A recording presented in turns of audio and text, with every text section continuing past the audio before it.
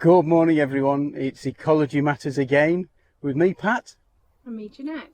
And this morning we're feeling a bit fenced in Penrith.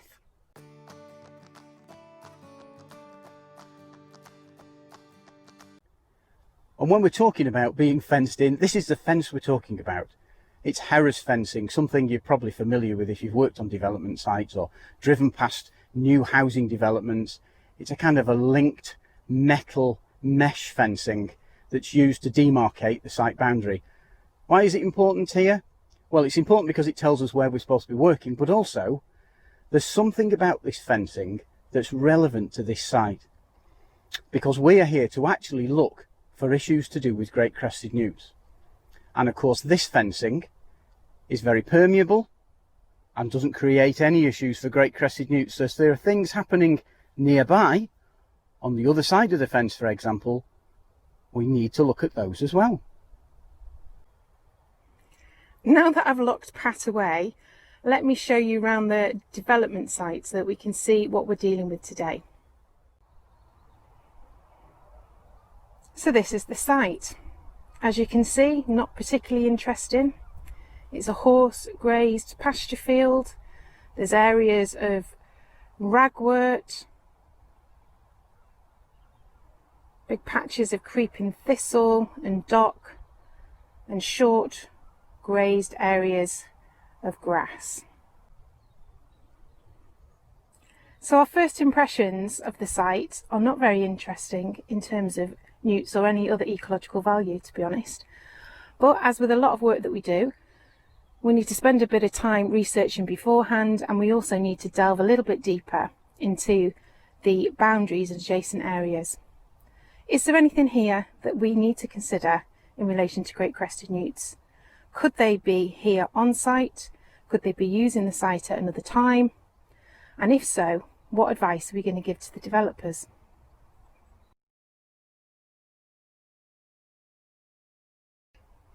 Small pile of debris here, again bits of walling material that's from the wall that's collapsed probably.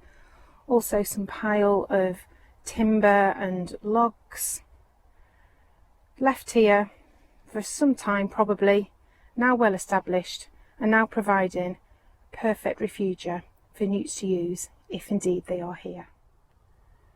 Now earlier on Jeanette showed you some examples of smaller refugia alongside the boundary of the site. Here behind the fence we've got this spoil mound.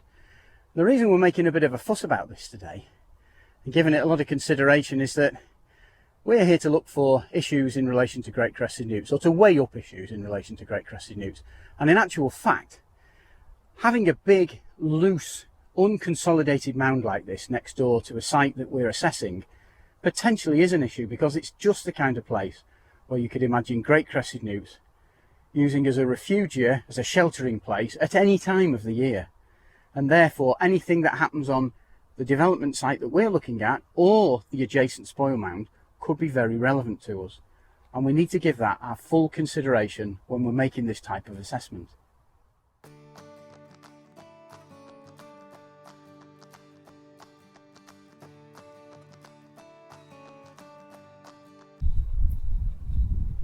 Now, as usual, Pat's getting carried away. He's running off, enjoying himself, looking at all the plants, waterfowl, enjoying the ravens flying over our heads, whilst I'm thinking, oh heck, our job may have just got a lot more complicated.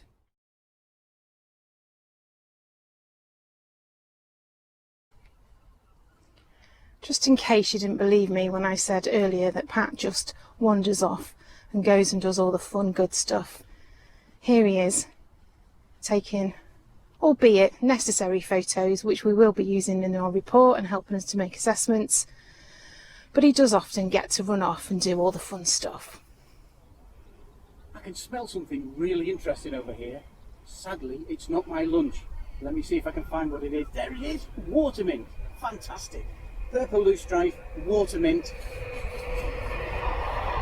and a little bit of meadow sweet. What a fantastic combination. Well, I don't know about you ladies, but I'm hotter than a cow in August. I'm not sure whether that's a real saying or not, but it just serves to illustrate the point that We are absolutely boiling. It's a very hot day today. We've come to a bit of a halt in our activities. It's time to take stock, no pun intended, and start to make some decisions about what we found today. Okay, it's official. The heat's really getting to us now. I think it's time to just head back to the van, have a cold drink, and then head back to the office with the air conditioning on. Are we agreed? Definitely. See you next time.